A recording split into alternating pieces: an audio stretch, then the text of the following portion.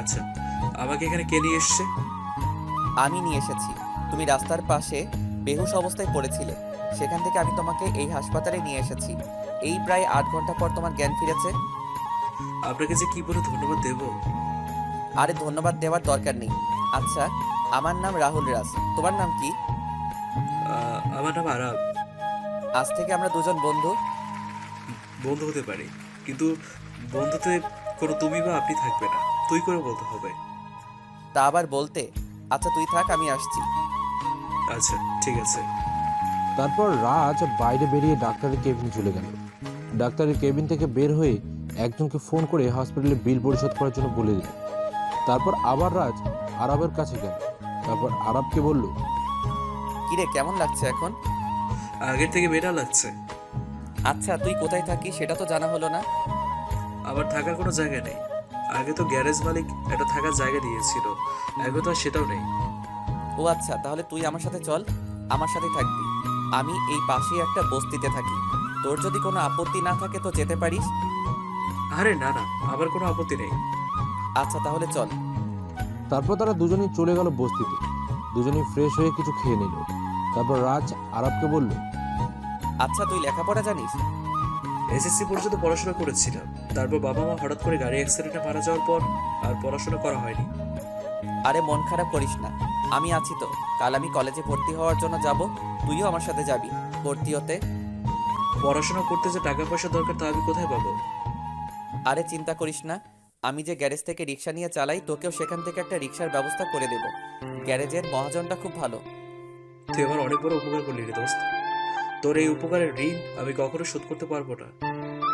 বন্ধুত্বের মধ্যে কোনো ঋণ থাকে না, বুঝলি গাদা? যা এবার ঘুমিয়ে পড়, কাল সকালে আবার কলেজে যেতে হবে তো। তারপর আরব চলে গেল। পরদিন সকালে কলেজের গেট দিয়ে ঢুকতেই পরের দিন সকালে আরব আর রাজ কলেজের উদ্দেশ্যে রওনা দিল।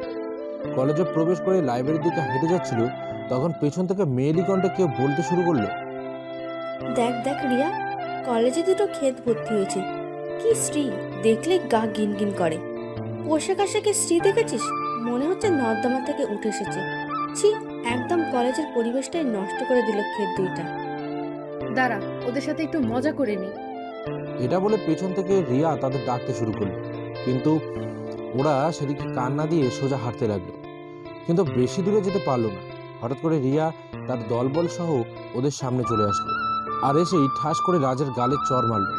তাদেরকে আরব তো ভয়ে চুপসে গেছে, কারণ রিয়া যে পরিমাণ রেগে আছে তাতে যে কেউই ভয় পাবে। ছোট লোকের বাচ্চা, তোদের এত বড় সাহস যে আমি ডাকার পরেও আমার কথা না শুনে চলে যাচ্ছিস? সরি আপু, আমরা শুনতে পাইনি। আরবের কথা শুনে রিয়া আরবকেও ঠাস করে চড় মেরে বলতে লাগলো, কুত্তার বাচ্চা, শুনতে পাসনি না? আমার সাথে মিথ্যা বলার সাহস তোকে কে দিয়েছে? এই কলেজে এমন কেউ নেই যে আমার কথার অবাধ্য হয়। আর তোরা একে তো অবাধ্য হয়েছিস, আবার মিথ্যাও বলছিস। এর শাস্তি তো তোদের ভোগ করতেই হবে। প্লিজ আপু, আমাদের ভুল হয়ে গেছে, আমাদেরকে যেতে দিন প্লিজ, না হলে আমাদের দেরি হয়ে যাবে আপু। বিশালের কথা শুনতে রিয়া এবার আরো খেপে যায়। তাই রিয়া রাজের গালে ঠাস করে আবার চড় বসিয়ে দিল। তারপর বলতে লাগলো, তোকে একবার চড় মেরেছি, তাতে তোর হয়নি, আবার আমার মুখে মুখে কথা বলছিস? তোরা দুজনেই এখন তোদের গায়ের শার্ট খুলে পুরো কলেজ খালি গায়ে হাঁটবি। প্লিজ আপু, এমনটা করবেন না আমাদের সাথে। আজকের মতো আমাদের ছেড়ে দিন, আর কখনো এমন ভুল হবে না। ওই, বেশি কথা বললে শুধু শর্ট প্যান্ট পরিয়ে পুরো কলেজে হাঁটাবো, বুঝেছিস? এবার কি করবি তা তুই ভেবে দেখ। তারপর রাজ আর আরব গায়ের শার্ট খুলে পুরো কলেজে হাঁটতে শুরু করলো। ওদের দেখে সবাই হাসাহাসি করছে। তারা পুরো কলেজ একবার হেঁটে মাথা নিচু করে চলে গেল। এরপর আরবকে ভর্তি করিয়ে ক্লাসে যাচ্ছিল, তখন পেছন থেকে স্যার ডাক দিলেন। তারা দুজনই স্যারের কাছে চলে গেল। জি স্যার, কিছু কি বলবেন? তোমাদের সাথে আজ ওরা যা করলো, তারপরে তোমরা কিছু বললে না কেন? আমি সবটা দেখেছি, তোমরা এর প্রতিবাদ করলে না কেন? হুম, আমাদের মতো রাস্তার ছেলেরা কি করেই বা প্রতিবাদ করবে স্যার? ওরা কত বড় লোক, কত ক্ষমতা ওদের। ওদের সাথে ঝামেলা করলে এতে আমাদের উপর ওদের অত্যাচার আরো বেড়ে যাবে, তাই কিছু বলতে পারি না। কিন্তু তাই বলে এইভাবে সবকিছু মন বুঝে সহ্য করবে? কি আর করব স্যার, এছাড়া যে কিছুই করার নেই, কারণ তা না হলে আমাদের সব স্বপ্নগুলো মাটির সাথে মিশে যাবে। আচ্ছা ঠিক আছে, আমি আর কিছু বলবো না। তোমরা যেটা ভালো মনে করো সেটাই করো, কেমন? এটা বলেই স্যার চলে গেল।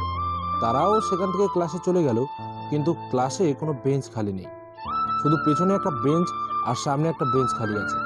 ওরা আর কিছু না ভেবে সামনে বেঞ্চে বসে পড়ল, কিন্তু সেটা যে তাদের কত বড় ভুল ছিল তা কিছুক্ষণ পরেই বুঝতে পারলো। ক্লাসরুমে তারা ক্লাস করছিল, তখন দেখলো রিয়া আর ওর বান্ধবীরা ক্লাসে প্রবেশ করলো। কিন্তু রিয়া কেমন করে যেন ওর রাজের দিকে রাগী চোখে তাকিয়ে আছে। ওর চোখ দুটো রক্তের মতো লাল হয়ে গেছে, কিন্তু কিছু না বলে গিয়ে পেছনের বেঞ্চে বসে পড়ল। ক্লাস শেষ হতেই রিয়া তার বান্ধবীদের নিয়ে রাজ আর আরবের সামনে চলে এলো। দুজনের জামার কলার ধরে টানতে টানতে ক্লাসের বাইরে নিয়ে গেল। কুত্তার বাচ্চা, তোদের সাহস তো কম না। তোদের সাহস কি করে হয় সামনের বেঞ্চে বসার? আপু, আমরা তো বেঞ্চ খালি আছে বলে বসেছিলাম। রাজ একথা বলায় রিয়া রাজকে ঠাস করে চড় মারল। জানোয়ারের বাচ্চা, আবার মুখে মুখে কথা বলিস? তোকে তো আজ আমি। রিয়া, এইসব কি হচ্ছে এখানে? ওরা কি করেছে? তুমি মারছো কেন ওদের? এই জানোয়ারের বাচ্চাদের সাহস কি করে হয় সামনের বেঞ্চে বসার? রিয়ার কথা শুনে স্যার রিয়ার গালে ঠাস করে চড় বসিয়ে দিল আর বলতে লাগলো, বেয়াদব মেয়ে, শিক্ষকের সাথে কি করে কথা বলতে হয় তাও জানো না? যাও এখান থেকে। রিয়ার আগে ফুসতে ফুসতে চলে গেল, আর যাবার সময় রাজ আর আরবের দিকে রাগি চোখে তাকিয়ে চলে গেল।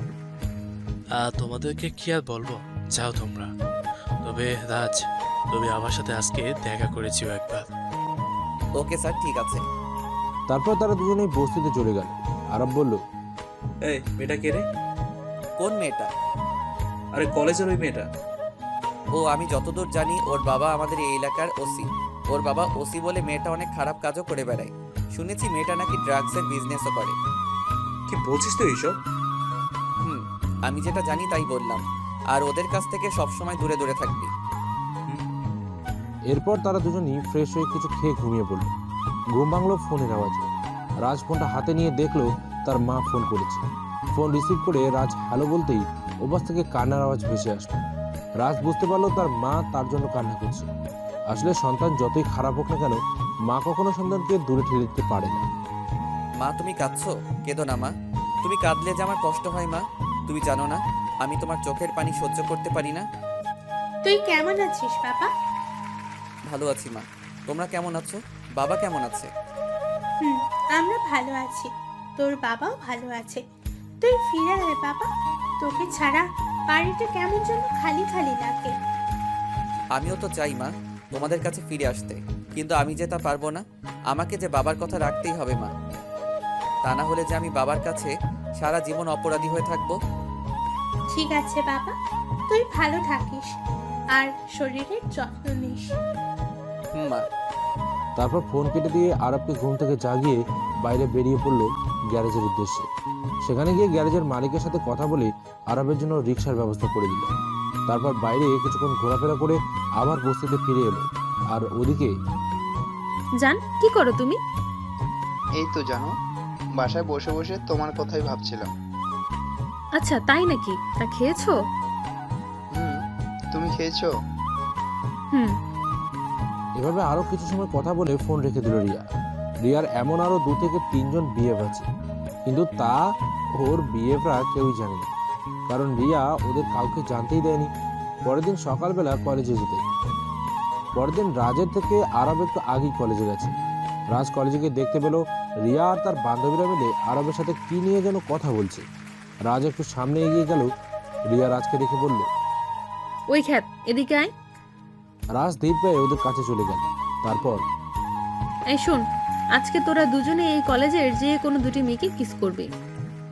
রাজ আর আরব তো রিয়ার কথা শুনে চোখ বড় বড় করে রিয়ার দিকে তাকিয়ে রইল। আর রিয়ার বান্ধবীরা তো রিয়ার কথা শুনে হাসতে লাগলো। হঠাৎ, কিরে ওই কুত্তার বাচ্চা, কথা শুনতে পাসনি? কি বলেছি আমি? আমার কথা না শুনলে আজ তোদের এমন অবস্থা করব ভাবতেও পারবি না। ও, বুঝতে পেরেছি, এভাবে হবে না। ওই হিয়া, ধর তো দুটাকে। এটা বলে ওরা দুজনই ওদের দিকে এগোতে লাগলো। সাথে সাথে রাজ রিয়াকে আর আরব হিয়াকে ধরে ওদের ঠোঁটে কিস করতে লাগলো। রিয়া আর হিয়া ছাড়ানোর অনেক চেষ্টা করছে, কিন্তু পারছে না। প্রায় 5 মিনিট পর ছেড়ে দিল ওদের দুজনকে। হিয়া তো কেঁদে দিয়েছে, আর রিয়া রাগে রাজের কলার চেপে ধরলো। কুত্তার বাচ্চা ছোট লোক, তোর এত বড় সাহস যে তুই আমাকে কিস করিস? তোকে তো আজ আমি। আরে আপনিই তো বললেন কলেজের যে কোনো মেয়েকে কিস করতে। তাই বলে তুই আমাকে কেন আপনি মেয়ে না? না আপনার কোনো সমস্যা আছে? রাজের এমন কথা শুনে রিয়া আরও রেগে বলল, তোকে আমি ছাড়বো না, তোকে আমি দেখে নেব। এই বলে রিয়া তার বান্ধবীদের নিয়ে কলেজ থেকে বের হয়ে গেল। রাজ আর আরব দুজনে ক্লাস করছিল। এমন সময় কিছু গাড়ি কলেজের ভেতরে প্রবেশ করলো। গাড়িগুলো কলেজের গেট পেরিয়ে মাঠে এসে থামলো। প্রায় 50টা গাড়ি। হঠাৎ একটা ছেলে ক্লাসে ঢুকে রাজের কলা ধরে টানতে টানতে মাঠের মধ্যে নিয়ে গেল। রাজ কিছু বলল না।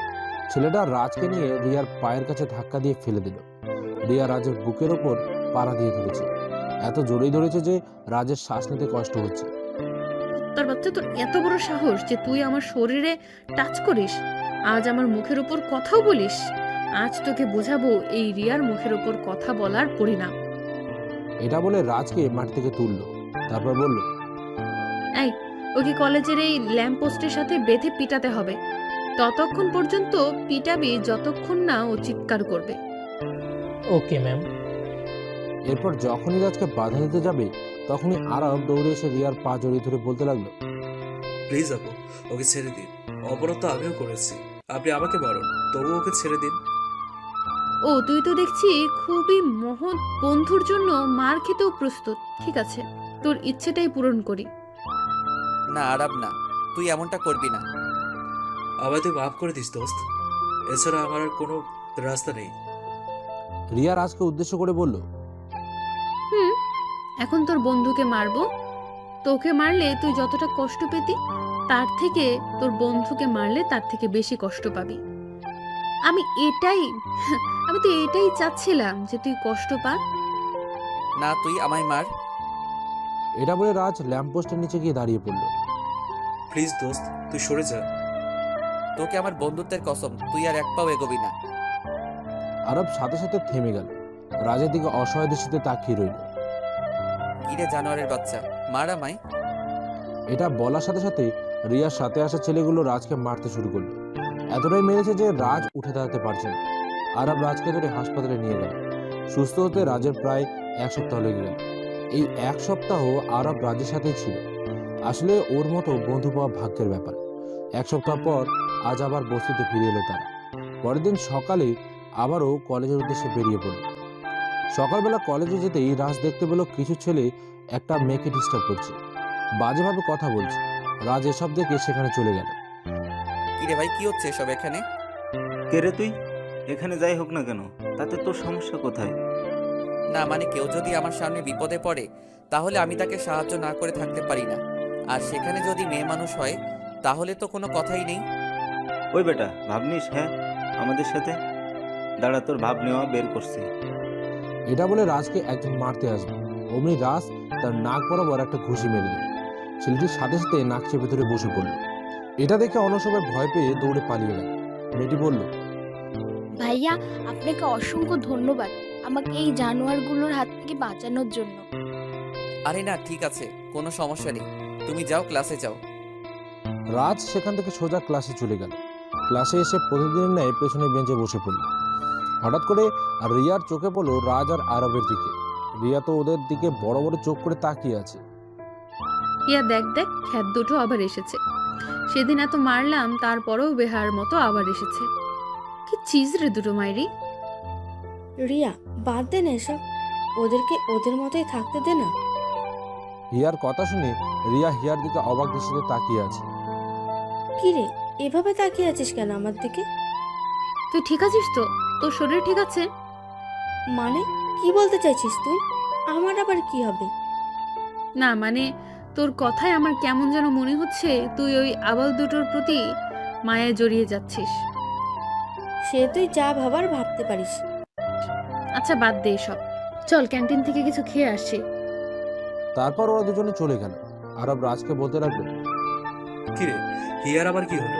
ও কেমন যেন বিহেভ করছিল, কি হলো ওটা তো? জানি না, বাদ দে তো ওদের কথা। ওদের কথা শুনলেও আমার শরীরে আগুন জ্বলে ওঠে, ভালো লাগে না ওদের কথা শুনতে। সেই দিনের মতো ক্লাস শেষ করে বস্তিতে চলে গেল তারা। বিকেলে দুজনেই গ্যারেজে গিয়ে রিক্সা নিয়ে বেরিয়ে পড়ল। আরব চলে গেল একদিকে আর রাজ অন্যদিকে। রাজ এক জায়গায় রিক্সা নিয়ে দাঁড়িয়ে আছে ভাড়ার জন্য। হঠাৎ কেউ একজন মেয়েলি কণ্ঠে পেছন থেকে বলে উঠল, এই রিক্সা যাবে? রাজ পেছনে করতেই তো 1000 ভোল্টের শক খেলো, কারণ রাজের সামনে রিয়া দাঁড়িয়ে আছে। রিয়া রাজকে দেখেই বলতে লাগলো, ওহো, তাহলে তুই রিক্সাও চালাস? আমি আগেই জানতাম তুই একটা ছোট লোক, আর এখন তো দেখছি তোর কোনো কুল কিনারাই নেই। ছি ছি, একটা রিক্সাওয়ালা আমার সাথে একই কলেজে আবার একই ক্লাসে পড়ে। কে যে এমন ছেলেদের কলেজে ভর্তি করায় কে জানে। রাজ রিয়ার কথা শুনে শুধু মাথা নিচু করে দাঁড়িয়ে আছে, কিছু বলতে পারছে না। রিয়া এসব বলে চলে গেল। রাজের মনটা খুবই খারাপ হয়ে গেল, তাই বসতে চলে এলো। এসে শুয়ে পড়ল, কিন্তু আরব এখনো আসেনি। রাজের ঘুম ভাঙল সন্ধ্যার দিকে। ফ্রেশ হয়ে একজনকে ফোন দিল সে, কিছু কথা বলে ফোনটা রেখে দিল। ফোন রেখে সামনে তাকাতেই দেখে আরব তার সামনে দাঁড়িয়ে আছে। ওকে দেখে রাজের বুকটা মোচড় দিয়ে উঠল। ও আবার কিছু জেনে গেল না তো? হঠাৎ আরব বলে উঠল, কিরে তুই কখন আসলি? এই তো অনেক আগেই, ভালো লাগছিল না তাই। কেন, কি হয়েছে তোর? শরীর খারাপ নাকি? আরে না। তাহলে কি হয়েছে? তারপর রাজ আরবকে রিয়া যা যা বলেছে সবকিছুই বলল। কবে যে এমন অবহেলা থেকে, ধনীদের অত্যাচার থেকে মুক্তি পাবো কে জানে। আচ্ছা চল কিছু খেয়ে নেই। তারা দুজন একসাথে খাবার খেয়ে কিছু সময় পড়াশোনা করে ঘুমিয়ে পড়ল। পরের দিন সকালবেলা রাজের কাজ থাকার কারণে একটু দেরি করেই কলেজে গেল সে। সকালবেলা রাজ কলেজে গিয়ে দেখতে পেল কিছু ছেলেরা মিলে একজন বৃদ্ধ লোককে মারছে, কিন্তু কেউ কিছুই বলছে না, শুধু তাকিয়ে তাকিয়ে দেখছে। এসব দেখে রাজের মাথায় রক্ত উঠে গেল। রাজ সেখানে চলে গেল। একটা ছেলে লোকটাকে জোরে ধাক্কা মারল। লোকটা রাজের গায়ের উপরে এসে পড়ল। রাজ লোকটাকে জিজ্ঞেস করলো, চাচা কি হয়েছে? আপনাকে ওরা মারছে কেন? কি বলবো বাবা, আমার মেয়েটা এই কলেজে পড়তো, ওদের সাথেই থাকতো। আমার একমাত্র মেয়ে বাবা, ওকে খুঁজে পাচ্ছি না। আজ প্রায় 1 মাস হয়ে গেল। ওদের কাছে অনেকবার জিজ্ঞেস করেছি, কিন্তু ওরা কিছুই বলেনি বাবা। আর আজ যখন জিজ্ঞেস করতে আসলাম তখন ওরা আমাকে মারতে শুরু করলো। বুঝতে পেরেছি চাচা, আপনি এক কাজ করুন, আপনার বাড়ির ঠিকানা দিয়ে যান আমাকে, আমি আপনার মেয়েকে খুঁজে এনে দিব। আপনি কোনো চিন্তা করবেন না। ঠিক আছে বাবা। তারপর লোকটা তার বাড়ির ঠিকানা দিয়ে চলে গেল। রাজ ছেলেগুলোর দিকে একবার ভালো করে তাকিয়ে ক্লাসের দিকে চলে গেল। তখন হিয়া রাজের সামনে এসে দাঁড়ালো। রাজ, তোমার বন্ধু আরব কোথায়? কেন, তুমি আরবের খবর দিয়ে কি করবে? ওকে তোমার কি প্রয়োজন? অপমান করবে আবার? হ্যাঁ, তোমাদের তো এটাই কাজ। আমাদের মতো মানুষের সাথে খারাপ আচরণ করা ছাড়া তোমরা কি বা পারো? তুমি আমায় ভুল বুঝছো রাজ। আমি ভুল? হ্যাঁ ভুল তো আমি এতদিন ভেবে এসেছি। এতদিন আমি ভাবতাম মানুষ মানুষের জন্য একে অপরের সুখ দুঃখের সাথী হয়, কিন্তু তোমরা আমার সেই ধারণাটা ভেঙে দিয়েছো, আমার সেই ভুলটা ভেঙে দিয়েছো। রাজ, তুমি বুঝতে পারছো না, কেন জানি না ওর মুখটাই সবসময় আমার চোখের সামনে ভেসে বেড়ায়। একটা মুহূর্ত ওকে ছাড়া ভাবতে পারি না। হয়তো ভালোবেসে ফেলেছে ও। হিয়া আর কিছু বলতে পারলো না। তার আগেই রাজ হিয়ার গালে কষে চর বসিয়ে দিল। হিয়া তো চর খেয়ে রাজের দিকে করুণ দৃষ্টিতে তাকিয়ে আছে। তারপর বলতে লাগলো, ভালোবাসো তাই না? ভালোবাসার মানে বোঝো? হ্যাঁ, এই তুমিই তো প্রথম দিন আমাদের দুজনকে খ্যাত, ছোট লোক এসব বলে গালি দিতে। তোমার বান্ধবী রিয়ার সাথে মিলে আমাদের উপর কত অত্যাচার করলে, আর এখন বলছো ভালোবাসো? How funny! আমি সব কিছুর জন্য তোমার কাছে মাপ চাইছি রাজ, প্লিজ। তবুও বিশ্বাস করো, আমি সত্যিই ওকে খুব ভালোবাসি। চুপ করো, বন্ধ করো তোমার এসব ন্যাকামি নাটক।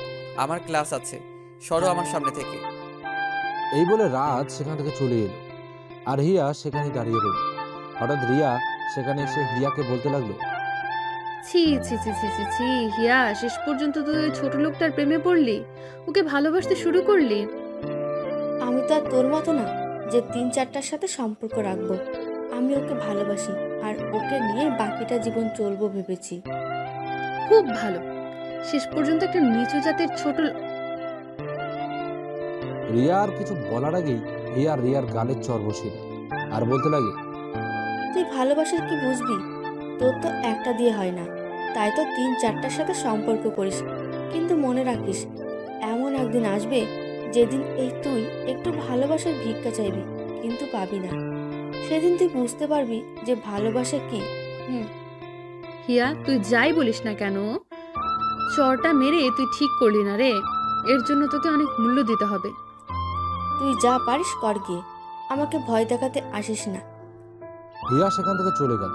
রিয়া শুধু রাগে কটমট করছে আর মনে মনে বলছে, হিয়া, তুই আমার ছোটবেলার বান্ধবী হয়েও আজ এই 2 দিনের ছেলে একটা ছোট লোকের জন্য আমার গায়ে হাত তুললি। ঠিক আছে, তাহলে তুই এখনো আমায় চিনিস না হিয়া। আগে তোর ব্যবস্থা করব, তারপর ওই ছোট লোক দুটা। অপেক্ষায় থাক হিয়া, অপেক্ষায় থাক। রাত 12টার পর ঘুটঘুটে অন্ধকারাচ্ছন্ন একটা জঙ্গলে একটা ছোট্ট কুটিরের মধ্যে সকালে সেই ছেলেগুলোকে বেঁধে রাখা হয়েছে। ছেলেগুলো ছোটার জন্য আপ্রাণ চেষ্টা করছে, কিন্তু পারছে না। রাজ ধীরে ধীরে কুটিরের ভেতরে প্রবেশ করলো। ছেলেগুলো রাজকে দেখে ভয়ে কাঁপতে শুরু করলো। একটা ছেলে কাঁপা কাঁপা কণ্ঠে বলল, তুমি? হ্যাঁ, আমি কুত্তার বাচ্চা চেয়েছিলাম এইসব রাস্তা ছেড়ে দিব, কিন্তু তোদের মতো কিছু মানুষরূপী পশুর কারণে সেটা আর হবে না। এবার বল, ওই বৃদ্ধ লোকটার মেয়ে কোথায়? আমরা কিছু জানি না, আমাদেরকে ছেড়ে দাও। ছেড়ে দেব? হাসালি তোরা আমায়। আমি কি তোদেরকে এখানে মজা করার জন্য ধরে এনেছি যে বললি আর অমনি ছেড়ে দিলাম? এখনো ভালোই ভালোই বলছি, বল মেয়েটা কোথায়? ছেলেটা আর রাজকে জোর গলায় বলল, বলছি না জানি না, তারপর বারবার কেন জিজ্ঞাসা করছিস? আমাদেরকে ছেড়ে দে, নইলে কিন্তু ভালো হবে না। আমার বাবা কিন্তু মন্ত্রী, আমার কিছু হয়ে গেলে তুই বাঁচতে পারবি না। তুই জঙ্গলে সিংহকে ভয় দেখাচ্ছিস? তোর বাপ যেই হোক না কেন, তাতে আমার কিচ্ছু যায় আসে না। ভালোই ভালোই বলছি, বলে দে মেয়েটা কোথায়। বলবো না, তোর যা করার করে নি। ছেলেটার কথা শুনে রাজের মাঝে রক্ত উঠে গেল। রাজ শিমুলকে ডাক দিল। শিমুল রাজের ডাক শুনে রাজের সামনে আসলো। তারপর, হ্যাঁ ভাই বলো, কিছু করতে হবে কি? ওদের মুখ থেকে সত্যি কথা বের করার চেষ্টা কর। কোথায় রেখেছে মেয়েটাকে? আরে তুই একটা মেয়ের খোঁজ নিয়ে কি করবি? আর অনেক মেয়ে আছে, তুই কাউকেই বাঁচাতে পারবি না, কাউকে না। আরো অনেক মেয়ে আছে মানে? কি বলতে চাইছিস তুই? ছেলেটা রাজের কথায় মুচকে হাসলো। তারপর বলল, আরও অনেক মেয়েকে আমরা আমাদের জালে ফাঁসিয়ে অন্য দেশে পাচার করেছি, এতে আমরা অনেক টাকা পাই। এই তোর লজ্জা করে না? নিজের দেশের মেয়েদের টাকার বিনিময়ে অন্য দেশে বিক্রি করে দিস। লজ্জা সেটা তো আমাদের থাকতে নেই, আমাদের শুধু টাকা চাই, শুধু টাকা। হা হা হা। ছেলেটার কথা শুনে রাগে ক্ষোভে রাজ ছেলেটার বুকে বরাবর একটা লাথি মারল। ছেলেটা অনেক দূরে ছিটকে পড়ল। শিমুল, ওদের এমন টর্চার করবি যাতে মুখ খুলতে বাধ্য হয়? আমার মনে হচ্ছে ওরা শুধু চুনপুটি। নিশ্চয় এর পিছনে অন্য কারোর হাত আছে।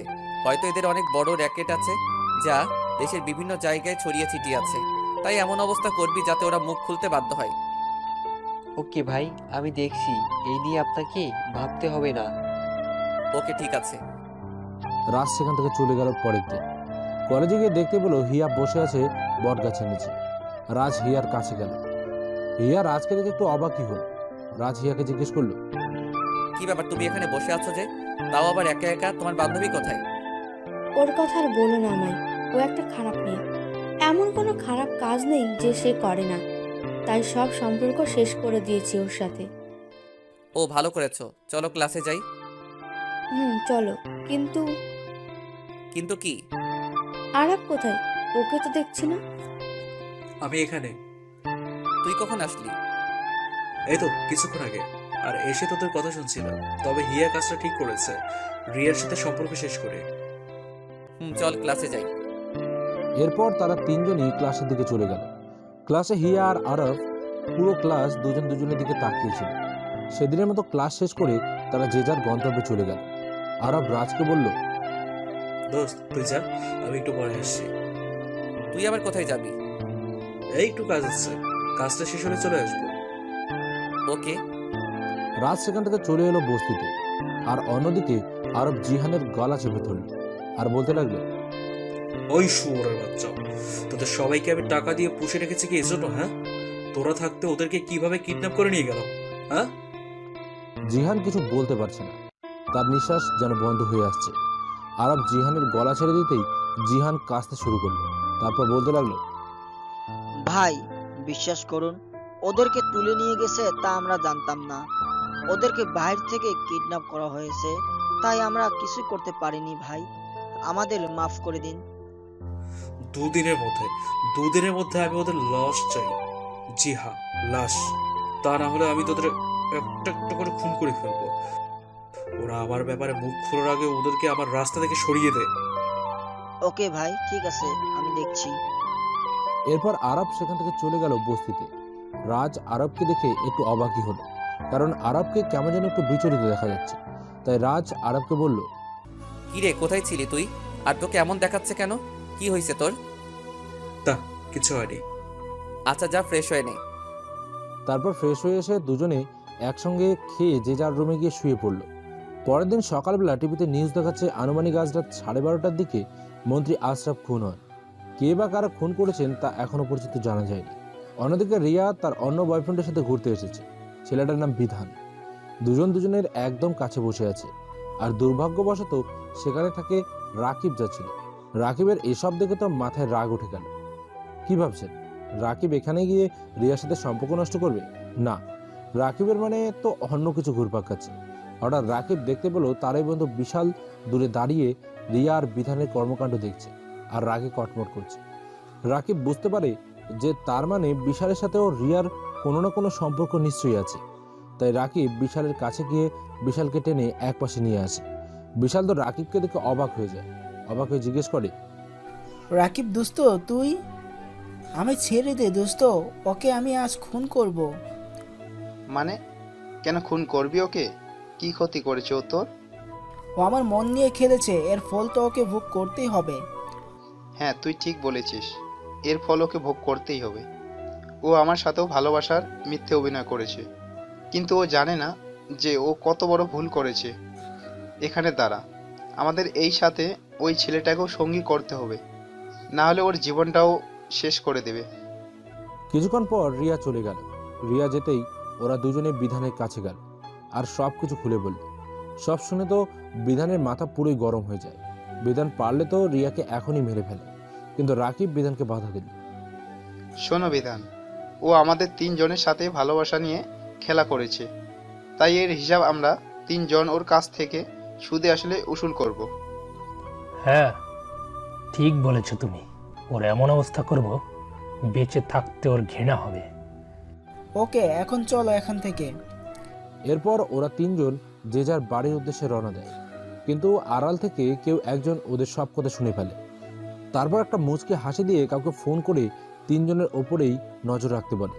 রিয়া বিকেলে তার রুমের ব্যালকনিতে বসে বসে চা খাচ্ছে। এটা তার অনেক দিনের অভ্যাস। চা খাচ্ছে রিয়া। হঠাৎ করে তার ফোনের রিংটোনটা বেজে উঠল। ফোনের দিকে তাকিয়ে দেখলো বিশাল ফোন করেছে। রিয়া একটা মুচকি হাসি দিল, তারপর ফোনটা রিসিভ করলো। ফোন রিসিভ করে আহ্লাদি সুরে বলল, হ্যাঁ বাবু বলো, আমার বাবুটা বুঝি আমাকে খুব মিস করছে? হ্যাঁ জান, খুব মিস করছি তোমায়। চলে আসো না জান, আজ না আমাদের বাড়িতে কেউ নেই, প্লিজ চলে এসো না প্লিজ। আরে কি বলছো তুমি? তোমার বাড়িতে আমি কিভাবে যাব? তুমি যদি না আসো তাহলে বুঝবো তুমি আমাকে ভালোবাসো না।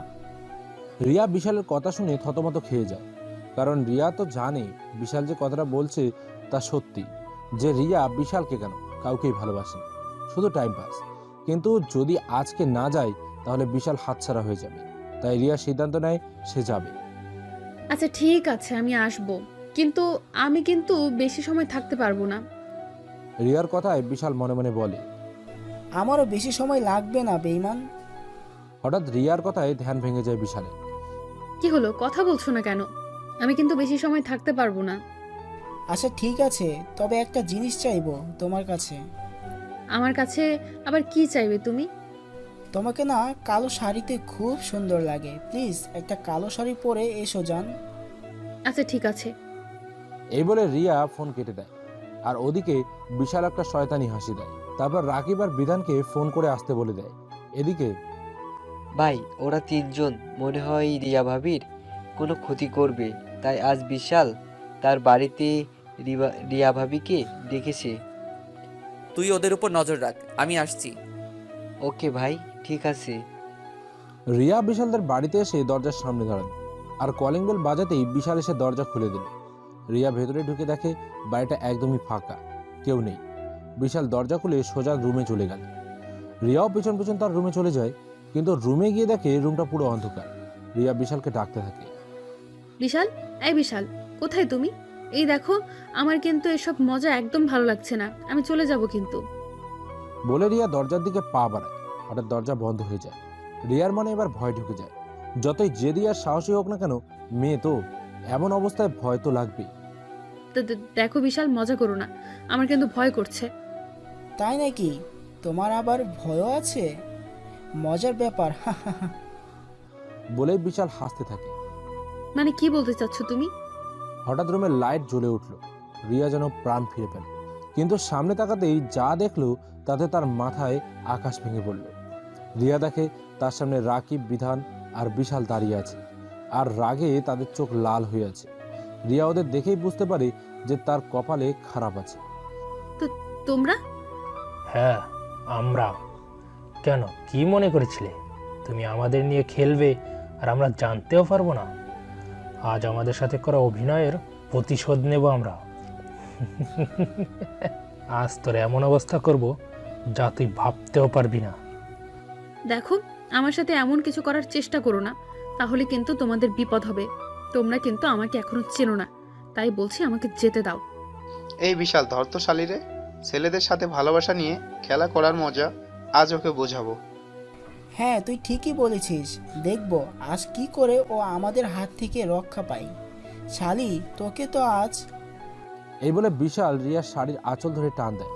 যতই ক্ষমতা থাক, কিন্তু তারপরেও রিয়া আজ খুবই অসহায়। কারণ যতই ক্ষমতা থাকুক না কেন, নারীর সব থেকে মূল্যবান সম্পদ হচ্ছে তার ইজ্জত।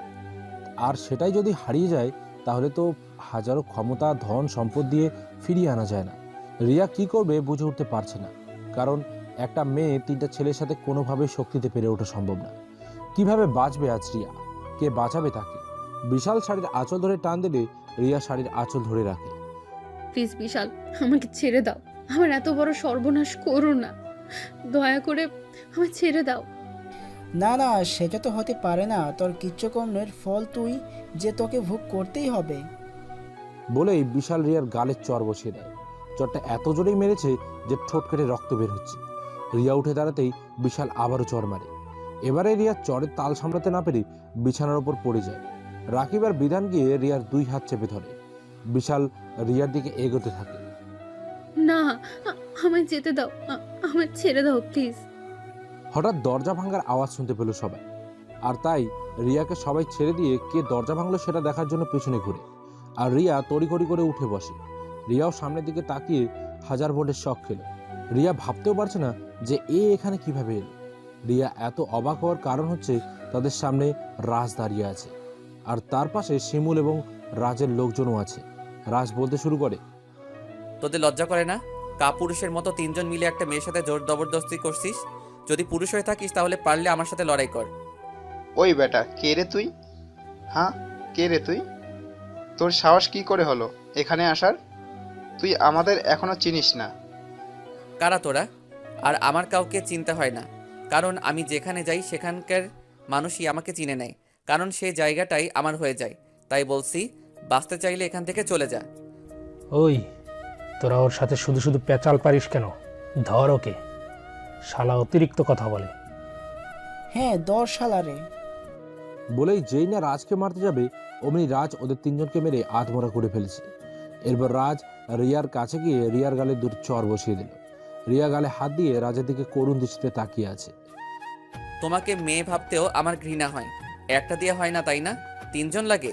আরে এর থেকে পতিতালয়ের পতিতারা অনেক ভালো। ওরা যার সাথে মেলামেশা করে মন থেকে করে। আর তুমি, ছি শিমুল। জি ভাই, বলুন। ওকে ওর বাড়িতে নিয়ে যা। রাজের এমন কথা শুনে রিয়া আর কান্না আটকাতে পারল না। শিমুল আর রাজ রিয়াকে নিয়ে যেতে লাগলে বিশাল বলে উঠল, এই, তুই ওকে নিয়ে যাচ্ছিস যা, কিন্তু যাবার আগে তো বলে যা কে তুই। বিশালের কথা শুনে রাজ মুচকি হাসি দিল। শিমুল বিশালের উদ্দেশ্যে বলল, জানতে চাস এ কে? শুনলে বেঁচে থাকতে পারবি তো, না দম বন্ধ হয়ে মারা যাবি? এ হচ্ছে মাফিয়া জগতের king of the kings, DK Raj. নামটা শুনে ওদের 3 জনের চোখ বড় বড় হয়ে গেল। আর রিয়া তো পুরো অবাক চোখে তাকিয়ে আছে রাজের দিকে। সে ভাবতেই পারছে না যে সে সত্যি শুনছে না মিথ্যে। রিয়াকে শিমুল বাড়িতে পৌঁছে দিল। রিয়া বাড়িতে গিয়ে সোজা তার রুমে চলে গেল। রুমে গিয়ে ফ্রেশ হয়ে বিছানায় গিয়ে বসে পড়ল। আর ভাবতে লাগলো, যে মাফিয়ার পাওয়ার নিয়ে সে নিজে চলে, সে মাফিয়া কিং হয়েও রাজের মধ্যে নেই কোনো অহংকার। আর সে নিজে সামান্য একজন লেডি কুইন হয়ে এত অহংকার। আজ রিয়ার নিজের ওপর নিজেরই রাগ হচ্ছে। আজ তার অহংকারের জন্যই তার এই অবস্থা। রিয়া ভাবলো সে কাল রাজের কাছে মাপ চাইবে। সমস্ত খারাপ আচরণের জন্য। দরকার পড়লে রাজের পায়ে ধরবে, তবুও রাজের কাছে মাপ চাইবে সে। রিয়া এসব ভাবতে ভাবতে ঘুমিয়ে গেল। পরের দিন সকালে রিয়া ঘুম থেকে উঠে খুবই তাড়াতাড়ি বেরিয়ে পড়লো কলেজের উদ্দেশ্যে। রিয়া গিয়ে দেখে রাজ মাঠের কোনো বড় বটগাছের নিচে বসে আছে। রাজ বসে বসে আর মনে কি যেন ভাবছে। রিয়া গিয়ে রাজের পাশে বসল। রাজের তা দেখে তো মাথা গরম হয়ে গেল। সে উঠে সোজা কলেজ থেকে বেরিয়ে গেল। আজ আরবটাও কলেজে আসেনি, তাই রিয়া কাজ থেকে দূরে থাকার জন্য কলেজ থেকে বেরিয়ে গেল। রিয়া শুধু রাজের যাবার দিকে তাকিয়েছিল। ভেবেছিল রাজের কাছে মাপ চাইবে, সমস্ত রাগ অভিমান ভেঙে দেবে, কিন্তু রাজ তো তাকে পাত্তাই দিল না। অন্যদিকে একটা পুরনো বাড়িতে বসে আছে আরব, আর তার সামনে বসে আছে রাকিব, বিশাল, বিধান। শোনো, তোমরা হয়তো আমাকে দেখে অবাক হচ্ছ, কারণ আমি এখানে কেন আর আমি কে সেটা তোমরা ধীরে ধীরে সব জানতে পারবে। তোমরা কি চাও এভাবে অপমানের জীবন? না, যে তোমাদের মেরেছে তার উপর প্রতিশোধ খোঁজা। আমরা প্রতিশোধ চাই, প্রতিশোধ। মারের বদলে মার, রক্তের বদলে রক্ত। এই তো পুরুষ মানুষের মতো কথা। তাহলে বিলাপ হাত, আর ধ্বংস করবো আমরা সবাই মিলে আমাদের শত্রুকে। এই বলে আরব হাত বাড়াতেই সবাই আরবের হাতে হাত রেখে বন্ধুত্ব করলো। রাজ বসতে ফিরে নিজের ঘরে গিয়ে শুয়ে পড়ল। তারপর শিমুলকে ফোন দিল। শিমুল ফোন রিসিভ করার পর, হ্যাঁ ভাই বলেন। শিমুল, ওরা কি মুখ খুললো নাকি না? ভাই ওরা কেউ মুখ খুলতে রাজি না, সবাই এক কথাই মরে গেলেও মুখ খুলবে না। আচ্ছা তাই নাকি? তাহলে তো ডোজগুলো দিতে হবে। তুই সব কিছু রেডি কর, আমি আসছি। ওকে ভাই। রাজ সময় মতো চলে আসে তার মৃত্যুপুরীতে। রাজ এসে সেই ছেলেগুলোর সামনে একটা চেয়ার টেনে বসে। কিরে, তোরা সব কিছু বলবি না আমি আমার কাজ শুরু করব? মানে কি করবে তুমি আমাদের সাথে? বেশি কিছু না, শুধু তোদের মুখ খোলানোর ব্যবস্থা করব। এই শিমুল, নিয়ে আয়। শিমুল রাজের কথা মতো একটা বক্র নিয়ে আসে। রাজ বক্রটার সামনের টেবিলে রাখতে রাখতে বলে, এখনো সময় আছে, বলে দে তোদের এসব কাজের মূলে কে আছে। রাজের কথা শুনে ছেলেটা মনে মনে হাসছে আর বলছে, আমাদের এসব কাজের পেছনে কে আছে সেটা আমি তোকে বলবো না, কিছুতেই না। তবে হ্যাঁ, দরকার পড়লে মিথ্যা বলবো, তবুও বসের নাম বলবো না, কিছুতেই বলবো না। ছেলেটা এসব ভাবছে, তখন রাজ ছেলেটার গায়ে বেল্ট দিয়ে আঘাত করে। ছেলেটা ব্যথা চিৎকার করে ওঠে। আহ! ভালোই ভালোই বলছি, বল কে তোদের বস, আর মেয়েটাকে কোথায় লুকিয়ে রেখেছিস? কিন্তু ছেলেটা বলতে নারাজ, তাই রাজ কাটা জায়গায় লবণ আর মরিচের গুঁড়ো লাগিয়ে দেয়। ছেলেটা আর সহ্য করতে পারছে না। তার এমন মনে হচ্ছে যেন তার প্রাণটা এখনই বেরিয়ে যাবে। ছেলেটার এমন করুণ অবস্থা দেখে তার সাথে থাকা ছেলেগুলো ভয়ে কুঁকড়ে যায়, থরথর করে কাঁপতে থাকে। ছেলেটা ব্যথার কষ্ট সহ্য করতে না পেরে বলে ওঠে, প্লিজ আমাকে আর মেরো না, আমি বলছি আমাদের বসকে তা আমি জানি না, তাকে কখনো দেখিনি। তবে মেয়েটাকে আমরা নিমতলি পুরনো গোডাউনে আটকে রেখেছি। এটা আগে বললে কি হতো? তোরা আগে বললে আরো আগে মুক্ত বাতাসে ঘুরে বেড়াতে পারতি। শিমুল, ওদের ছেড়ে দে। কিন্তু ভাই, তোকে যেটা বললাম সেটা কর। আচ্ছা ভাই। তারপর শিমুল তাদেরকে ছেড়ে দেয়। রাজমুজকে হাসি দেয়। ভাই আপনি হাঁটছেন কেন? তুই এক কাজ কর, ওদের পিছু নিয়ে দেখ ওরা কোথায় যায়। আমি রাঘব বোয়াল ধরার জন্য ওদের ছেড়ে দিয়েছি। তাই তো বলি, আপনি ওদের কেন ছেড়ে দিতে বললেন? আচ্ছা ভাই, আমি দেখছি ওদের। আর শোন, আজ রাতে আমি একা মিশনে যাব। কিন্তু ভাই আপনি একা? আমাকে নিয়ে চিন্তা করিস না, তুই শুধু ওদের উপর নজর রাখ। রাজ এটা বলে চলে যায়। রাত 2টো, গুটগুটে অন্ধকার। রাজ গোডাউনের সামনে দাঁড়িয়ে আছে। সে ধীরে ধীরে গোডাউনের ভেতরে ঢুকে। ভেতরে ঢুকতেই একজন বলে ওঠে, এই কোথায় যাচ্ছিস রে তুই? রাজ কোনো কথা না বলে নিজের পিস্তলটা বের করে সোজা লোকটার মাথায় গুলি করে। লোকটা সেখানেই মারা যায়। গুলির শব্দ শুনে সবাই সতর্ক হয়ে যায়। একে একে রাজকে সবাই মারার জন্য ছুটে আসে। রাজ সবাইকে মেরে মাটিতে শুইয়ে দেয়। বল মেয়েটা কোথায়, না হলে কিন্তু তোদের অবস্থা আরো খারাপ করব। বল বলছি। রাজ এসব কথা জিজ্ঞেস করছে, ঠিক তখনই কেউ একজন রাজকে পেছন থেকে লাথি মারে। রাজ মাটিতে পড়ে যায়। রাজ ওটা পেছন ফিরে তাকায়, কে তাকে মেরেছে সেটা দেখার জন্য। কিন্তু সে যা দেখলো তাতে তো তার চোখ বেরিয়ে আসার উপক্রম। কারণ রাজের সামনে দাঁড়িয়ে আছে সাখাওয়াত হোসেন। সাকাত হোসেনকে দেখে রাজের কথা বলার ভাষা হারিয়ে যায়। তার মানে তুমি এসব কিছু করছো? রাজের কথা শুনে সাকাত হোসেন মুচকি হাসে, যে হাসিতে লুকিয়ে আছে অনেক রহস্য, কিন্তু রাজ সেটা বুঝতেও পারে না। হ্যাঁ, আমি করেছি এসব, আমি। আর এখন তোকে মেরে ফেলবো। তুই না জেনে শুনে বাঘের গর্তে পা দিয়েছিস, জানিস তো বাঘের গর্তে পা দিলে সেখান থেকে আর জীবিত ফিরে যাওয়া যায় না। তোর কথা শুনে আমার খুব হাসি পাচ্ছে। তুই আমায় মারবি? আগে নিজে তো বেঁচে দেখা। কে বাঁচে কে মরে সেটা একটু পরেই দেখতে পাবি। এ তোরা দাঁড়িয়ে কি দেখছিস? মার শালাকে। সাকাত হোসেনের কথা মতো যেই না সবাই রাজকে মারতে যাবে, ঠিক তখনই চারদিক থেকে বৃষ্টির মতো গুলি এসে সাকাত হোসেন সহ সবার কপাল ভেদ করে বেরিয়ে যায়। সবাই সেখানেই মারা যায়। ঘটনার আকস্মিকতায় রাজও অবাক, কারণ এখানে তো সে একা এসেছে। তাহলে রাজ এসব ভাবছে, তখনই শিমুল এসে বলে, ভাই আপনি ঠিক আছেন তো? হ্যাঁ, আমি ঠিক আছি, কিন্তু তুই এখানে কেন? তোকে না বললাম ওদের পিছু নিতে? রাজের কথা শুনে শিমুল মাথা নিচু করে ফেলে। কি করবে কিচ্ছু বুঝতে পারছে না। কি হলো, কথা বলছিস না কেন? আসলে ভাই আসলে কি? আসলে ভাই আমি ওদের পিছু নিয়েছিলাম, কিন্তু হঠাৎ করে কোথা থেকে একটা গাড়ি এসে ওদের উঠিয়ে নিয়ে যায়। আর গাড়িটা কিছু দূর যেতেই বেল্লাস্ট হয়ে যায়, আর সবাই আগুনে পুড়ে মারা যায়। ও নো, কি বলছিস তুই এটা? হ্যাঁ ভাই, ঠিক বলছি। আচ্ছা, এক কাজ কর, এই গোডাউনের প্রতিটা কোনায় কোনায় খুঁজে দেখ মেয়েটা কোথায়। আচ্ছা ভাই। রাজের কথা মতো সবাই খুঁজতে শুরু করে। খুঁজতে খুঁজতে পেয়েও যায়, কিন্তু রাজ যেটা দেখে তাতে তো তার মাথায় আকাশ ভেঙে পড়ার মতো অবস্থা। কারণ একটা নয়, আরো অনেকগুলো মেয়ে আছে সেখানে। সবগুলো মেয়েদের বয়স প্রায় 18 থেকে 19 হবে। মেয়েগুলো ভয়ে কুঁকড়ে আছে। রাজকে দেখে সবাই ভয়ে জড়সড় হয়ে গেছে। রাজ সবাইকে কোনো মতে তাদের বুঝিয়ে তাদের পরিবারের কাছে ফিরিয়ে দেওয়ার ব্যবস্থা করে। রাজ সে বৃদ্ধ লোকটার মেয়েকেও তার বাড়িতে পৌঁছে দেয়। এরপর রাজ তার ঘরে ফিরে আসে। রাজকে ঘরে ফিরে আসতে দেখে কেউ একজন আড়াল থেকে রাগে থরথর করে কাঁপছে। চোখ দিয়ে যেন আগুনের ফুলকি বেরোচ্ছে, আর মনে মনে বলছে, এর সত্য আমি তুলবই, তোর রক্ত দিয়ে আমি হোলি খেলবো, হোলি। রাজ রুমে গিয়ে ঘুমিয়ে পড়ে।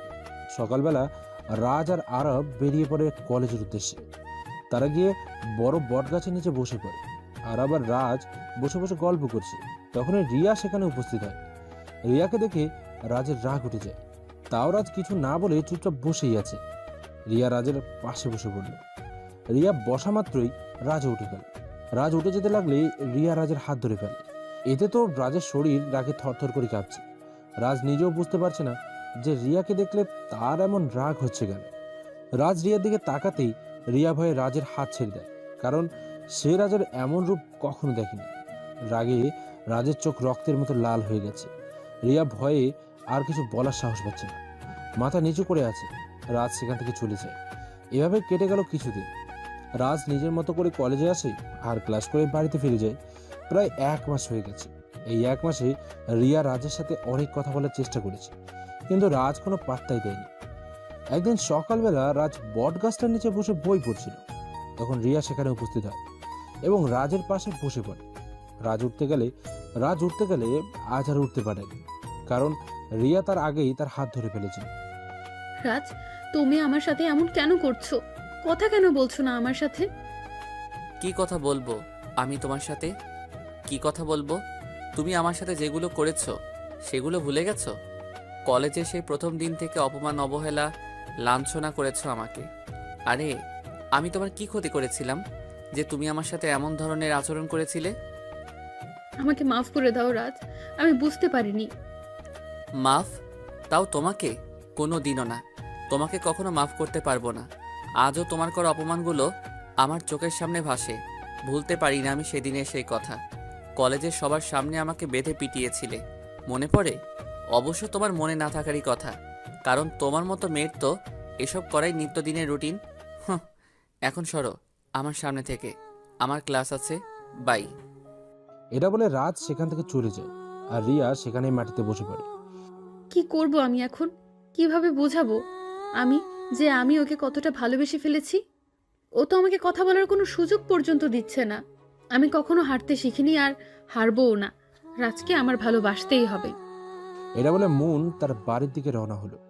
অন্যদিকে আরব সব আড়াল থেকে দেখছিল। আরব রাজ আর রিয়ার সমস্ত কথা শুনে, আড়াল থেকে ওদের কথা শুনে একটা মুচকে হাসি দিয়ে সেখান থেকে চলে যায়। আর ক্লাসে গিয়ে দেখে রাজ বসে বসে বই পড়ছে খুব মনোযোগ দিয়ে। এমনটা মনে হচ্ছে যেন একটু আগে কোনো কিছুই হয়নি, একদম নর্মালভাবে বসে আছে সে। আরব গিয়ে রাজের পাশে বসে।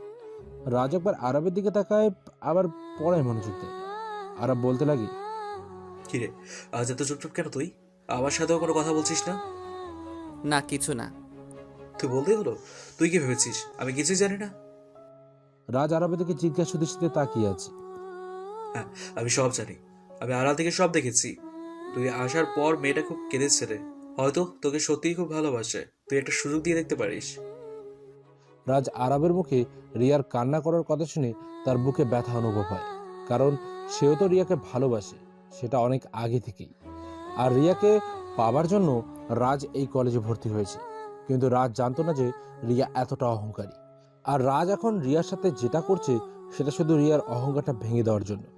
রাজ বুঝতে পারে রিয়ার সমস্ত অহংকার ভেঙে গেছে, কিন্তু তারপরও রাজ চাইলেও রিয়াকে আপন করতে পারছে না, কারণ রাজের অতীত কি আছে, রাজের অতীতে কে এই রাজ?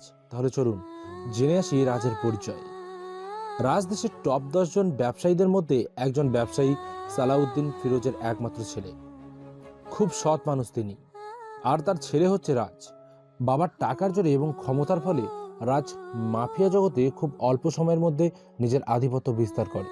সে ছিল গরিবের বন্ধু এবং যারা গরিবের উপর অত্যাচার জুলুম করে তাদের জম। কিন্তু কথায় আছে না, সত্য আর সততার বাধা হচ্ছে কিছু অসৎ ও অশুভ শক্তি।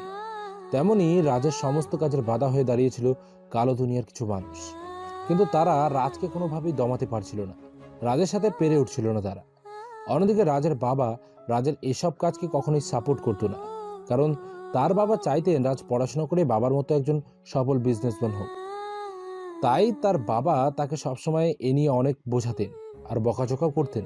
কিন্তু রাজের একটাই কথা, সে এসব কাজ কখনোই ছাড়তে পারবে না। এভাবেই চলছিল তাদের জীবন। কিন্তু হঠাৎ, ভাইয়া ভাইয়া ওঠ বলছি, ওঠ ভাইয়া, মা রাখছে তোকে, ওঠ তাড়াতাড়ি। রাজ ঘুমের মধ্যে হাই দিতে দিতে মায়াকে বলে, এই তুই যা তো এখান থেকে, একটু ঘুমাতে দে।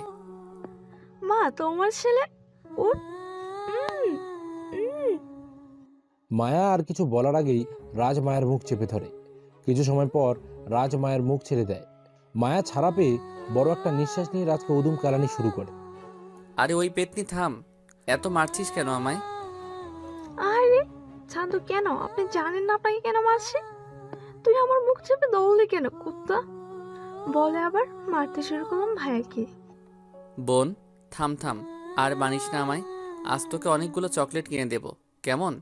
আমি জানি আমার বোনটা চকলেট খুব পছন্দ করে, তাই থিওরিটা ইউজ করলাম। তার মানে আমার ভাই জানে যে আমি চকলেট খুব পছন্দ করি, আর তাই আমাকে এই চকলেটের লোভ দেখিয়ে বেঁচে যেতে চাইছে। এই যা, ডাইনিটা বুঝে ফেলেছে যে আমি ওর থেকে বাঁচার জন্য ওকে চকলেটের লোভ দেখাচ্ছি। যাক, আজকের মতো মাফ করে দিলাম, কিন্তু যদি আমার চকলেট না পাই তাহলে? আমি মায়ার গাল টেনে দিয়ে বললাম, আনবো। এখন যা একটু ঘুমাতে দে বইন। তার মানে তুই উঠবি না? না, ঘুম পাচ্ছে। বলেই রাজ আবার ঘুমিয়ে পড়ে। রাজ ভেবেছে মায়া হয়তো চলে গেছে, কিন্তু না। কিছু সময় পর রাজ বিছানা থেকে লাফ দিয়ে উঠে বসে। সে পাশে তাকিয়ে দেখে মায়া একটা বালতি নিয়ে দাঁড়িয়ে আছে। আসলে মায়া রাজের গায়ে পানি ঢেলে দিয়েছে। রাজ মায়ার দিকে রাগি চোখে তাকায়। মায়া একটা ভেঙচি কেটে দৌড়ে চলে যায়। রাজ বেচারা আর কি বা করবে, একমাত্র বোন একটু তো দুষ্টুমি করবেই। তাই সে আর কিছু না ভেবে ফ্রেশ হয়ে নেয় আর নিচে চলে যায় নাস্তা করতে। নাস্তা করে মায়াকে নিয়ে বেরিয়ে পড়ে কলেজের উদ্দেশ্যে। মায়া আর রাজ একই কলেজে পড়ে। রাজ মায়াকে ক্লাসে রেখে নিজের ক্লাসে চলে যায়।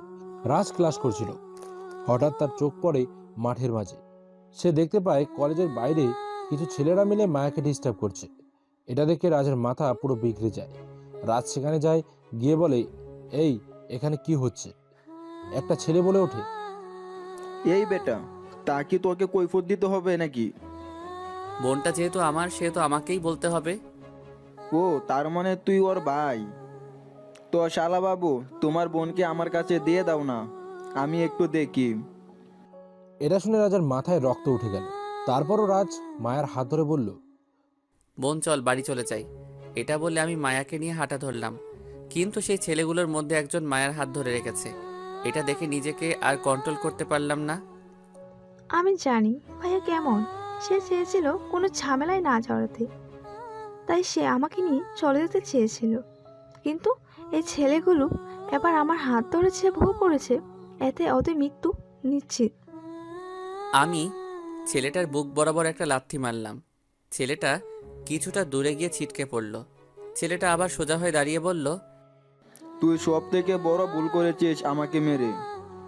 এবার তোকে যে এর ফল বুক করতেই হবে। এই তোরা দাঁড়িয়ে দাঁড়িয়ে কি দেখেছিস, মার ওকে। সঙ্গে সঙ্গে সবাই আমাকে মারার জন্য এগিয়ে এলে সবাইকে এলোপাতাড়ি মারতে শুরু করলাম। কিছু সময়ের মধ্যে কলেজটা একদম নিস্তব্ধ হয়ে গেছে, কারণ আমার লোকজনও কলেজে চলে এসেছে। আর আমার লোকেরা ওদের সবাইকে মেরে ফেলেছে, শুধু সেই লিডার ছেলেটা ছাড়া। এই আমাকে ছেড়ে দে, আমি কিন্তু এমপির ছেলে, আমার কিছু হলে তুই বাঁচতে পারবি না। ছেলেটার কথা শুনে তো রাজের মাথা বিগড়ে যায়। এই তুই মনে হচ্ছে আমাকে হুমকি দিচ্ছিস? Very bad. আমাকে কেউ হুমকি দিলে আমি তাকে কখনোই ছেড়ে কথা বলি না, এটা আমার পার্সোনালিটি। এটা বলে রাজ পাশে পড়ে থাকা একটা রড দিয়ে ছেলেটার মাথায় একটা বাড়ি মারে। ছেলেটার মাথা ফেটে রক্ত পড়তে থাকে। ছেলেটা ব্যথায় চিৎকার করছে। কর কর, চিৎকার কর, দেখি আমি তোর গলায় কত জোর আছে। জানোয়ারের বাচ্চা, এত সময় কি যেন বলছিলি? আমি বাঁচতে পারবো না, এবার তোকে কে বাঁচাবে? তবে মরার আগে আমার পরিচয়টা জেনে মর, তাহলে মরার আগে অন্তত জানতে পারবি যে কে তোকে মেরেছে। আমি DK Raj, the gangster of king. ছেলেটা রাজের মুখে এমন কথা শুনে চোখ বড় বড় হয়ে যায়, আর ছেলেটা সেখানে শেষ নিঃশ্বাস ত্যাগ করে। রাজ কলেজের সবার উদ্দেশ্যে বলে ওঠে, সবাই কান খুলে শুনে রাখ, মায়া আমার একমাত্র বোন। ওর দিকে যদি কেউ খারাপ নজরে তাকিয়েছো বা ওর কোনো ক্ষতি করার চেষ্টা করেছো, তাহলে তার অবস্থাও ঠিক এদের মতোই হবে। It's that clear? এটা বলে রাজ মায়াকে নিয়ে কলেজ থেকে বেরিয়ে যায়। কিন্তু বাড়িতে যাবার পর রাজ দেখতে পায় তার বাবা ড্রয়িং রুমে বসে আছে। রাজ নিজের রুমের দিকে যেতে লাগলে তার বাবা তাকে ডাক দেয়। রাজ দাদা।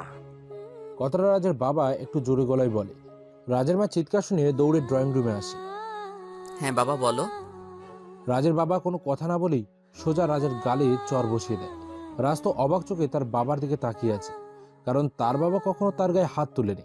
যদি তার মা তাকে কখনো মারতো তাহলে তাকেও বকা দিত রাজের বাবা। তাই রাজের যেন বিশ্বাসই হচ্ছে না যে তার বাবা তাকে মেরেছে।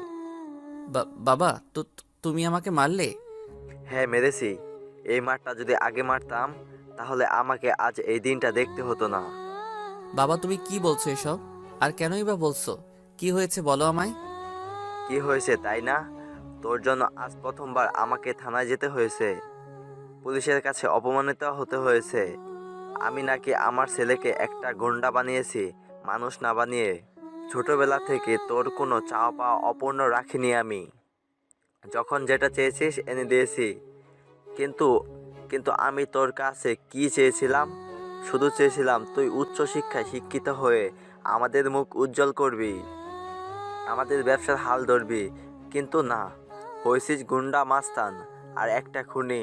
তুই আজও খুন করে এসেছিস, আর তার জন্য থানার ওসির কাছে আমাকে অপমানিত হতে হয়েছে। মায়া তার বাবার এমন ধারা কথা শুনে বলে ওঠে, বাবা, ভাইয়া ওই ছেলেটাকে মেরে কোনো দোষ করেনি, তোর আরো ভালো করেছে। ওদের মতো জানোয়ারের বাচ্চাদের এমন শাস্তি হওয়া উচিত। চুপ কর বেদব মেয়ে। বেদব আমাকে জ্ঞান দিচ্ছে। তোর জন্য আমার মেয়েটা নষ্ট হতে বসেছে। বেরিয়ে যা এই বাড়ি থেকে, বেরিয়ে যা। রাজের বাবার এমন কথা শুনে সবাই অবাক হয়ে তাকিয়ে আছে তার দিকে। রাজ তো অসহায় দৃষ্টিতে তাকিয়ে আছে তার বাবার দিকে। কি বলছো কি তুমি এসব?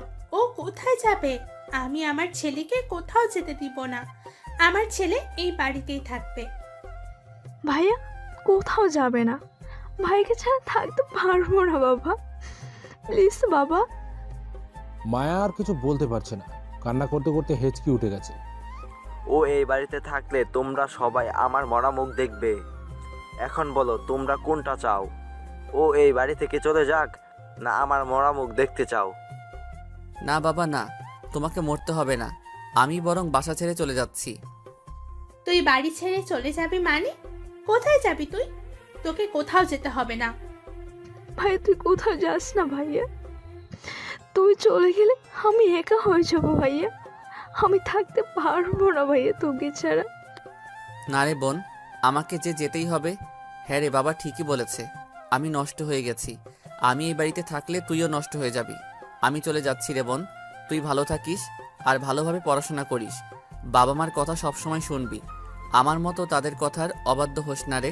যেদিন মানুষের মতো মানুষ হতে পারবো সেদিনই এই বাড়িতে আসবো, তার আগে না, কারণ তাহলে আমার জন্য বাবাকে আর অপমানিত হতে হবে না। রাজের কথাগুলো শুনে তার বাবার বুকটা কষ্টে ফেটে যাচ্ছে, কিন্তু কিছুই বলতে পারছে না, কারণ সে জানে আজ যদি সে রাজকে বাধা না দেয় তাহলে রাজ আর কোনোদিনও মানুষ হবে না। রাজ এবার তার মায়ের কাছে যায়। মা আমি চলে যাচ্ছি, মা তুমি ভালো থেকো আর নিজের যত্ন নিও। আমাকে নিয়ে ভেবো না মা, আমি মানুষের মতো মানুষ হয়েই তোমাদের কাছে ফিরে আসবো। এটা বলে রাজ সেদিনই বাড়ি ছেড়েছিল আর আজও বাড়ি ফেরেনি। রাজ বাড়ি থেকে বের হয়ে রাস্তা দিয়ে হাঁটছিল, তখনই তার চোখ পড়ে কিছু দূরে একজন পরীর ওপর। সে দেখে তাদের মধ্যে একজন খুবই সুন্দর। রাজ প্রথম দেখায় মেয়েটাকে পছন্দ করে ফেলে। সে তার লোক দিয়ে খোঁজ লাগায়, আর পরে মেয়েটা যে কলেজে পড়ে সেই কলেজে সেও ভর্তি হয়, আর সেই মেয়েটাই হচ্ছে রিয়া। রাজ রিয়াকে নিজের করে পাবার জন্য একই কলেজে ভর্তি হলেও সে প্রতিজ্ঞা করেছিল যে সে আগে নিজেকে মানুষের মতো মানুষ করবে, তারপর রিয়াকে নিজের করে নেবে। তাই রাজ না পারছে রিয়াকে কাছে টানতে আর না পারছে দূরে ঠেলে দিতে। এর পরের ঘটনা তো আপনারা জানেনই। বর্তমান রাজ উঠে কলেজের গেটের দিকে গেল। আরব রাজকে জিজ্ঞেস করলো, কিরে কোথায় যাচ্ছিস? বস্তিতে যাচ্ছি, ভালো লাগছে না, তুই ক্লাস কর কেমন। এটা বলে রাজ সেখান থেকে চলে যায়, আর আরব মুচকি হাসে। দিয়েছি তোর মনের মধ্যে ঝড় তুলে। এবার তুই রিয়ার কষ্ট মেনে নিতে না পেরে ওকে আপন করে নিবি, ভালোবাসতে শুরু করবি, আর তখনই আমার দ্বিতীয় চাল চালবো। রাজ বস্তিতে আসে, কিন্তু সে তার মনে কোনো শান্তি পাচ্ছে না। তার মন বিচলিত হয়ে আছে, কি করবে সে কিছুই ভেবে পাচ্ছে না। না, মেয়েটাকে আর কষ্ট দিব না, কালই ওকে কাছে টেনে নিব, আপন করে নিব সারা জীবনের জন্য। ওকে একটা কল করে দেখি। হ্যালো, কি ব্যাপার, কথা বলছেন না কেন? কে আপনি? রিয়া। রিয়া ফোনের অপর পাশের মানুষটার কণ্ঠস্বর শুনে নীরবে কান্না করছে। রিয়ার কান্নার আওয়াজ রাজ ভালোভাবেই শুনতে পাচ্ছে। কি হলো, কিছু বলবে না? কেন ফোন দিয়েছো? কাল আমার সাথে একটু দেখা করতে পারবে? কেন? সেটা কাল দেখা হলেই না হয় বলবো, তুমি শুধু কালকে পার্কে চলে এসো। আচ্ছা আসবো। রাজ ফোনটা কেটে দেয়। রিয়া তো আজ ভীষণ খুশি, রাজ তাকে ডেকেছে আর সে যাবে না, সেটা কি কখনো হয়? পরদিন সকালে রিয়া একটা নীল রঙের শাড়ি পরে খুব সুন্দর করে সাজগোজ করে নেয় রিয়া, কারণ তার প্রিয় মানুষটা আজ তাকে ডেকেছে। রিয়া বাড়ি থেকে বের হয়ে যায়। অন্যদিকে রাজ পার্কে অপেক্ষা করছে রিয়ার জন্য, কিন্তু প্রায় 2 ঘন্টা হয়ে গেছে, কিন্তু রিয়ার আসার কোনো নামগন্ধই নেই। রাজ আরও কিছু সময় বসে থাকে রিয়ার জন্য, কিন্তু রিয়া আসে না। তাই রাজ নিরাশ হয়ে বাসার উদ্দেশ্যে রওনা দেয়। রাজ ভেবে নেয় রিয়া হয়তো এবার তার সাথে ছলনা করছে। রাজ রাস্তার এক পাশ থেকে হেঁটে চলেছে। হঠাৎ রাস্তার পাশে থাকা একটা দোকানে তার চোখ আটকে যায়। দোকানের টিভিতে নিউজ দেখে রাজের পায়ের রক্ত মাথায় উঠে যায়। নিউজটা ছিল এমন, থানার ওসির মেয়েকে আজ সকালে কে বা কারা যেন কিডন্যাপ করে নিয়ে গেছে। এটা দেখে রাজের শরীর থরথর করে কাঁপছে। সে সঙ্গে সঙ্গে শিমুলকে ফোন দিল। হ্যাঁ ভাই বলুন। সবাইকে রেডি হতে বলো। কেন ভাই, কি হয়েছে? রিয়াকে কারা যেন কিডন্যাপ করে নিয়ে গেছে। এ আপনি কি বলছেন ভাই? হ্যাঁ আমি ঠিকই বলছি, আর শোনো। তারপর রাজ শিমুলকে সবকিছু বুঝিয়ে বলে কিভাবে কি করতে হবে। শিমুলও সেই অনুযায়ী কাজ করতে থাকে। রাজ বস্তিতে না গিয়ে রিয়ার ফোনের লোকেশন চেক করে, কিন্তু রিয়ার ফোনের লোকেশন দেখে তো রাজের চোখ কপালে উঠে যায়, কারণ রিয়ার ফোনের লাস্ট লোকেশন ছিল পার্কের গেটের কাছে। রাজ সেই লোকেশনের মতো যেতে থাকে, কিন্তু সেখানে গিয়ে কাউকে দেখতে পায় না। এরপর রাজ সেখানে কিছু সময় দাঁড়িয়ে থাকে, কি করবে ভেবে পাচ্ছে না। হঠাৎ তার চোখে পড়ে সেখানে থাকা একটা দোকানের সিসিটিভি ক্যামেরার দিকে। সে সেই দোকানে গিয়ে সিসিটিভি ক্যামেরার ফুটেজ চেক করে। চেক করে দেখতে পায় কিছু লোক রিয়াকে অজ্ঞান করে গাড়িতে করে তুলে নিয়ে গেছে। কিন্তু অবাক করার বিষয় হলো গাড়িতে কোনো নাম্বার প্লেট ছিল না। এখন রাজ ভেবে পাচ্ছে না কিভাবে কোথা থেকে শুরু করবে। গাড়ির নাম্বার থাকলে গাড়ির মালিককে সেটা তা জানাতে পারত, কিন্তু এখন কি করবে সে ভেবে পাচ্ছে না রাজ। হঠাৎ তার মনে পড়ে যে সে মেয়েটাকে উদ্ধার করেছিল, সেই মেয়েটার কথা। সে সঙ্গে সঙ্গে সেই মেয়েটির বাড়ির উদ্দেশ্যে রওনা দেয়। কিন্তু সেখানে গিয়ে সে যেটা দেখতে পায় তাতে তো তার মাথায় আকাশ ভেঙে পড়ার মতো অবস্থা। কারণ সেই মেয়েটা আর তার বাবাকে কারা যেন মেরে ফেলে রেখে চলে গেছে, গলায় ছুরি চালিয়ে মেরে দিয়েছে ওদের। রাজ সেখান থেকে নিরাশ হয়ে চলে আসে। অন্যদিকে রিয়া পিটপিট করে চোখ খুলে সে দেখতে পায় সে একটা অন্ধকার রুমের মধ্যে আছে, কিন্তু রুমের মধ্যে অন্য কেউই নেই। রিয়া ভয়ে কুঁকড়ে যাচ্ছে। হঠাৎ তার রাজের কথা মনে পড়ে। আজ তার রাজের সাথে দেখা করার কথা ছিল, কিন্তু কি থেকে কি হয়ে গেল সব। কারা ওকে এভাবে তুলে আনলো সেটাই সে বুঝতে পারছে না। রিয়ার চোখ দুটো ভিজে আসছে এইভাবে যে রাজ তাকে নিয়ে কি ভাবছে। এখন রিয়ার খুব কান্না পাচ্ছিল। রাজ বস্তিতে ফিরে যায়। সে ঘরের ভেতরে ঢুকে দেখতে পায় তার বিছানার ওপর একটা ল্যাপটপ রাখা, কিন্তু সে বুঝতে পারছে না কে রেখেছে এটা। রাজ হঠাৎ আরবকে ডাকতে থাকে। আরব, এই আরব, কোথায় তুই? রাজ শুনতে পায় ওয়াশরুম থেকে পানির আওয়াজ আসছে। কিছু সময় পর আরব ওয়াশরুম থেকে বেরিয়ে আসে। রাজ আরবকে জিজ্ঞেস করে, কিরে, এই ল্যাপটপ কার? সেটা আমি কি করে বলবো? তোর বিছানার উপর রাখা, আমি তো ভেবে নিয়েছি ওটা তোর। এটা বলে আরব মনে মনে একটা শয়তানি হাসি দেয়। তোর কি মাথা ঠিক আছে? এত দামি জিনিস আমি কোথা থেকে পাবো? সেটা আমি কি জানি, তোর বিছানার উপর তুই জানিস। বলেই আরব বাইরে বেরিয়ে যায়। তুই ভাবতেও পারবি না রাজ, কি হতে চলেছে তোর সাথে। তুই আমার কাছে বাধা দিয়েছিস, তোর জন্য আমার কোটি কোটি টাকা লোকসান হয়েছে। এর সত্য আমি তুলবই, কিন্তু রিয়া মেয়েটা নিজেই নিজের বিপদ ডেকে এনেছে। শুধু একটাই কারণ, সে তোর সাথে নিজের জীবন জড়িয়েছে। আর তোর জীবনের একমাত্র দুর্বলতা হচ্ছে রিয়া, তাই তো ওকে আমি দাবার গুটি বাড়িয়েছি। রাজ ল্যাপটপটা ওপেন করতে একটা ভিডিও দেখতে পায়। ভিডিওতে একজন লোক কথা বলছে।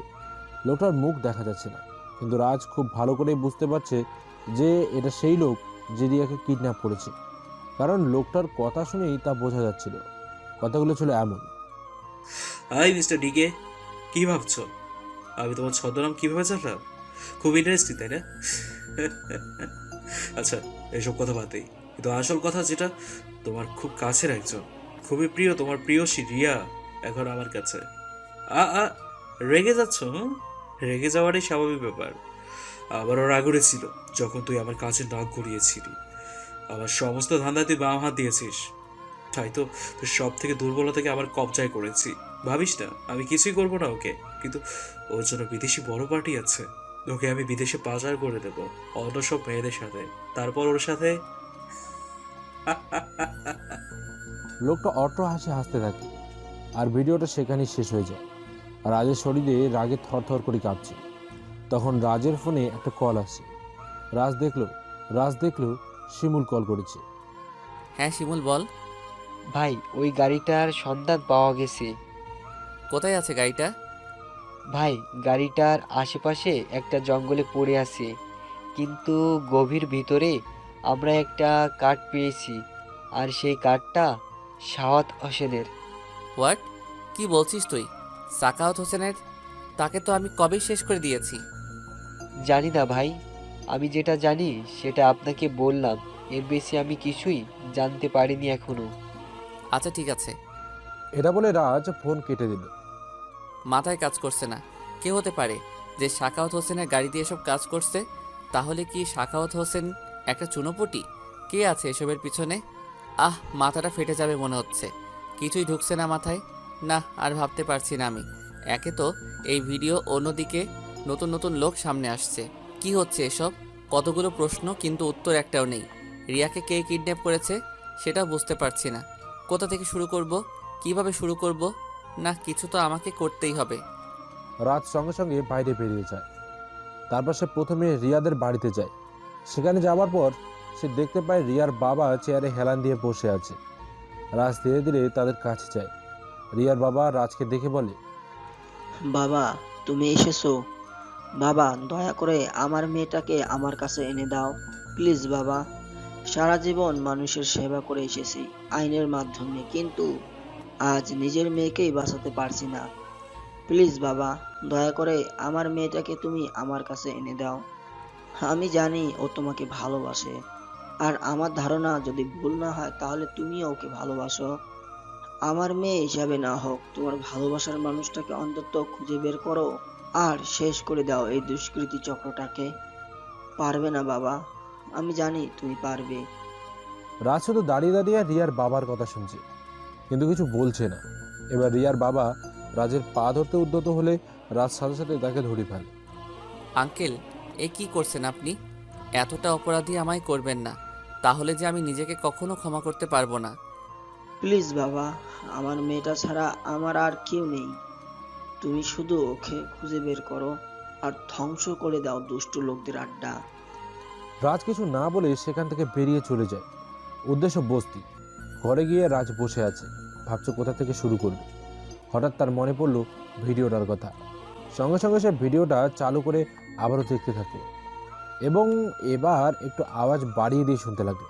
ভিডিওতে কথা বলছে, কিন্তু পেছনে ঝর্ণার আওয়াজ আসছে এবং সাথে ট্রেন চলার শব্দ। আমি সঙ্গে সঙ্গে শিমুলকে ফোন দিলাম। শিমুল ফোন রিসিভ করার পর, হ্যাঁ ভাই, কেমন আছেন আপনি? আমি ভালো আছি। যেটা বলার জন্য ফোন দিয়েছি শোনো। জি ভাই, বলেন। এমন কোনো জায়গা আছে যেখানে পুরনো পরিত্যক্ত ঘর আছে আর সেই ঘরের আশেপাশে ঝর্ণার আওয়াজ আসে এবং ট্রেন যাতায়াত করে? ভাই, একটা জায়গা আছে। কোথায়, তাড়াতাড়ি বলো। এই সে জায়গা ভাই। ওকে, আমি সেখানে যাচ্ছি। আর শোন, তুই আমাকে ফলো করে সেখান পর্যন্ত চলে আয়। ওকে ভাই, আমি আসছি। রাজ বেরিয়ে পড়ে গন্তব্যের উদ্দেশ্যে, কিন্তু সেখানে গিয়ে সে দেখতে পায় অনেক গার্ড বাইরে দাঁড়িয়ে পাহারা দিচ্ছে। কিন্তু রাজ তো ভেতরে যাবেই, তার লক্ষ্য যে তাকে ভেদ করতেই হবে। রাজ আর কিছু না ভেবে সামনের দিকে এগোতে থাকে। রাজ দরজার সামনে যেতেই একজন গার্ড এসে বাধা দিলে রাজ গার্ডটাকে ঘাড় মটকে ফেলে। তা দেখে অন্য গার্ডগুলো রাজের দিকে এগিয়ে আসে রাজকে মারার জন্য। রাজও তৈরি করে নেয় নিজেকে। লোকগুলো রাজকে মারতে আসলে রাজ তাদের এলোপাথারি মারতে শুরু করে, কিন্তু একা এতগুলো লোকের সাথে পেরে ওঠা তো খুবই মুশকিল। তারপরও রাজ যতটা পারছে নিজেকে রক্ষা করে যাচ্ছে। হঠাৎ শিমুলও সবাইকে নিয়ে সেখান থেকে চলে আসে। শিমুলকে দেখে রাজ যেন রক্তচোষা হয়ে উঠেছে। সবাইকে মারতে মারতে দরজা পেরিয়ে ভেতরের দিকে এগোতে থাকে। হঠাৎ রাজের মাথায় কেউ একজন ভারী কিছু দিয়ে জোরে আঘাত করে। সঙ্গে সঙ্গে রাজের মাথা ফেটে রক্ত পড়তে শুরু করে। কে আঘাত করলো সেটা দেখার জন্য রাজ পেছনে ঘুরতেই রাজের চোখ কপালে উঠে গেল, কারণ রাজের পেছনে রাকিব দাঁড়িয়ে আছে, আর সাথে বিধান আর বিশাল। তোরা এখানে কেন? আরে বেটা, আমরা থাকবো না তো কে থাকবে? হ্যাঁ, তুই আমাদের অনেক মেরেছিলি, আর আজ তার শোধ তুলব আমরা। তোকে আজ মেরে আমরা আমাদের বদলা নেব। জানোয়ারের বাচ্চারা, তোদের সেদিন আমি জীবিত রেখে অনেক বড় ভুল করেছিলাম। আমার বোঝা উচিত ছিল কুকুরের লেজ কখনো সোজা হয় না, আর তোরা হলি কুকুরের থেকেও নিকৃষ্ট। সেদিন তোদের বাঁচিয়ে রেখেছিলাম ঠিকই, কিন্তু আজ তোদের মৃত্যু তোদেরকে আমার সামনে নিয়ে এসেছে। তোদের এমনভাবে মারবো যে তোদের লাশের কোনো অস্তিত্ব কেউ খুঁজে পাবে না।